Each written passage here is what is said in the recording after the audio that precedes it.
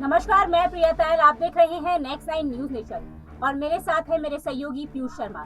आज हम एक मुद्दे पर डिबेट करने जा रहे हैं, महाराष्ट्र के मुद्दे पे। महाराष्ट्र में सत्ता संग्राम के बाद अब बयानबाजी का दौर शुरू हो गया है। शिवसेना अध्यक्ष उद्धव ठाकरे के ऑटो वाले बयान पर मुख्यमंत्री एकनाथ शिंदे ने पलटवार किया है। शिंदे ने कहा है कि ऑटो वाले ने मर्सिडीज वाले को पिछाड़ दिया है। दरअसल ये बयान इसलिए दिया गया है कि कुछ दिन पहले सरकार जाने के बाद उद्धव ठाकरे ने कहा था कि एक ऑटो ड्राइवर ने गाड़ी इतनी तेज चलाई कि उसके ब्रेक फेल हो गए। राजनीति में आने से पहले शिंदे ऑटो ड्राइवर का काम करते थे। उसके बाद ही वह अपनी ठाणे से आए और फिर वहां से उन्होंने राजनीति शुरू की और फिर उसके बाद आज उन्होंने जिस शिवसेना में उनको शामिल किया और जिस शिवसेना ने उनको पहचान दी, उसी शिवसेना को उन्होंने एक बागी तेवर दिखाए हैं। वहीं पर अभी जो मुख्यमंत्री एकनाथ शिंदे हैं, उन्होंने कहा कि उद्धव ठाकरे हिंदू छोड़कर कांग्रेस और एनएसपी के जाल में फंस चुके थे। शिवसेना में कार्यकर्ताओं की बात सुनी नहीं जाती थी, ऐसा एकनाथ शिंदे का दावा है।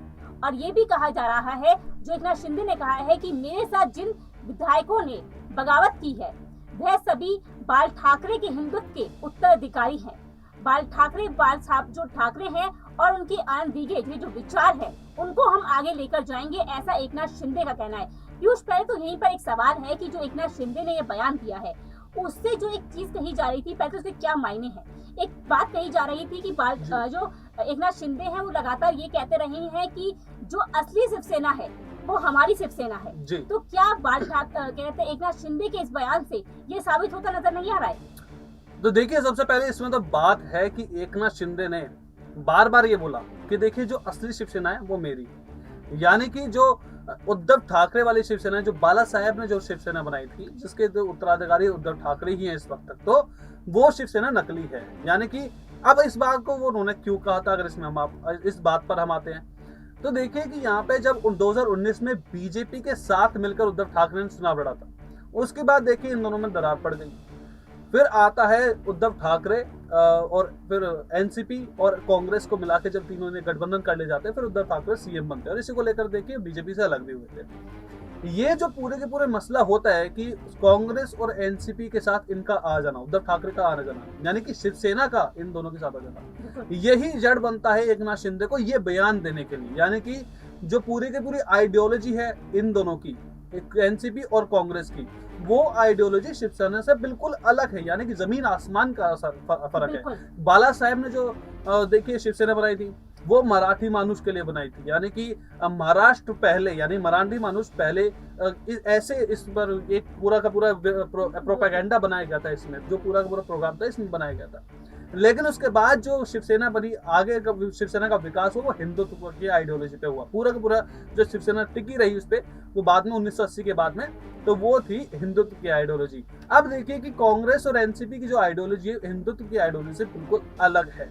इसलिए ये एकनाथ शिंदे का ये बयान आया था कि जो असली शिवसेना है, यानी कि हिंदुत्व वाली, यानी कि बाला साहेब वाली जो शिवसेना है वो एकनाथ शिंदे की शिवसेना है। उद्धव ठाकरे की शिवसेना ने अपने जो उसूल है, जो उनके पूरे जो शिवसेना के जो आदर्श है, उनको त्याग कर कांग्रेस की आइडियोलॉजी यानी कि लिबरल वाली आइडियोलॉजी उन्होंने अपना ली है और हिंदुत्व की आइडियोलॉजी उन्होंने बिल्कुल छोड़ दी है। बिल्कुल। एक चीज और है कि अभी जो महाराष्ट्र की राजनीति की बात करें तो शिवसेना को लेकर, एक उत्तराधिकारी को लेकर कहीं ना कहीं बहस छिड़ने वाली है आगे।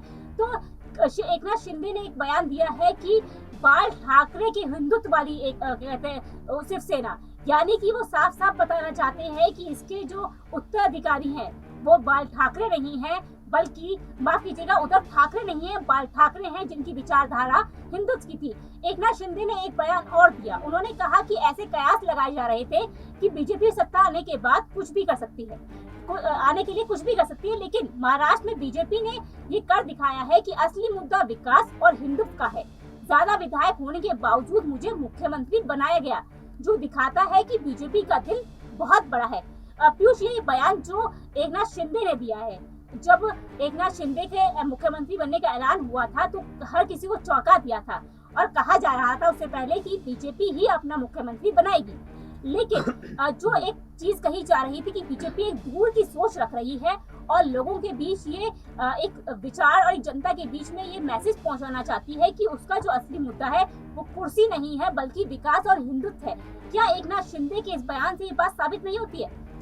जी बिल्कुल, देखिए यहाँ पे बीजेपी की जो चाल है पूरी की पूरी, अगर मैं इसको एक उसमें बताऊं कि 2025 को लेकर, यानी कि 25 2000, मतलब अब देखिए 2.5 साल में महाराष्ट्र में चुनाव है दोबारा से, ठीक है। 2019 में सरकार बनी थी, 5 साल के लगभग बाद वहाँ पे अब 2.5 साल रह गए हैं सरकार बनने के लिए, यानी कि चुनाव होने में। तो आप देखिए कि यहाँ पे 2025 को देखकर यहाँ पे पूरी की पूरी यहाँ पे पूरी प्रोग्रामिंग करी गई है बीजेपी की तरफ से। देवेंद्र फडणवीस को तभी उतारा गया था, एकनाथ शिंदे को लेकर तभी उतारा गया था कि आगे आने वाले चुनाव में बीजेपी को सामने रखा जा सके। यहाँ पे हिंदुत्व की जो पूरी राजनीति है उसको साधने के लिए ही बीजेपी ने एकनाथ शिंदे को सामने अपने साथ लाए थे। और देखिए कि देवेंद्र फडणवीस इतनी आसानी से सीट छोड़ने वाले नेताओं में से नहीं है। अगर मैं आपको बताना चाहूँ प्रिया कि देवेंद्र फडणवीस 1992 से बीजेपी के साथ है, बीजेपी को बनाए रखे हैं 1992, उन्होंने राजनीति 1992 से ही शुरू की है। अब आप बताइए, अपने दर्शकों को बताना चाहता हूँ कि देखिए जो इंसान, एक नेता 1992 से, यानी कि कम से कम 30 साल से लगातार एक पार्टी से जुड़ा हुआ है, 30 साल से लगातार एक क्षेत्र में काम कर रहा है, अपना तन मन धन से काम वो कर रहा है, पूरी मेहनत कर रहा है उसमें। अब आप देखिए कि एक दिन आता है जब कोई दूसरा इंसान आके, दूसरा नेता आके उसकी सीट पर बैठ जाता है, जिस सीट को पाने के लिए इतनी मेहनत करी है उसने, तो देखिए लगातार उसको बर्दाश्त नहीं होगा। लेकिन अगर वो ऐसा करता भी है तो देखिए कोई ना कोई इसमें उसका हित जरूर होगा, वरना देखिए कोई भी नेता ऐसा नहीं है जो अपनी कुर्सी को इतनी मेहनत से कमाई गई कुर्सी को वो ऐसे ही लात मार के रख दे। तो इसलिए बीजेपी का देखिए पूरी की पूरी चाल ये है कि वह आगे आने वाले चुनाव में हिंदुत्व के वोट को बटोरने के लिए, जो सारा का सारा वोट शिवसेना के पास है इस वक्त, जो बाकी भी वोट जो बीजेपी के पास नहीं है उसको भी साधने के लिए बीजेपी ने एकनाथ शिंदे को मुख्यमंत्री बनाया, ताकि जो महाराष्ट्र का जो इमोशनल टच है, यानी कि इमोशनल टच देकर वोट बैंक अपने पास साधने के लिए यहाँ पे शिवसेना को, यानी कि एकनाथ शिंदे को मुख्यमंत्री बनाया गया और जो देवेंद्र फडणवीस है जो बीजेपी है वो उप मुख्यमंत्री का पद लिया। बिल्कुल पीयूष जी जिस तरीके से बताया कि एकनाथ शिंदे को क्या स्ट्रेटेजी थी बीजेपी की, तो ये बहुत बड़ी स्ट्रेटेजी है आने वाली कल के लिए वो सोच रही है बीजेपी। और इसके साथ ही अब देखना होगा कि आखिर जो बीजेपी की स्ट्रेटेजी है वो कितनी कामयाब होती है। लेकिन आपको बता दें कि जो महाराष्ट्र की सियासी ड्रामा जो चल रहा है उसका 11 जुलाई को सुप्रीम कोर्ट में सुनवाई होनी है, जिसके बाद तय किया जाएगा कि शिवसेना के जो बागी विधायक हैं उनका भविष्य किस ओर जा रहा है। फिलहाल हमारे इस खास एपिसोड में इतना ही। देश और दुनिया की बाकी बड़ी खबर देखने के लिए जुड़े रहिए नेक्स्ट 9 न्यूज़ मिशन के साथ।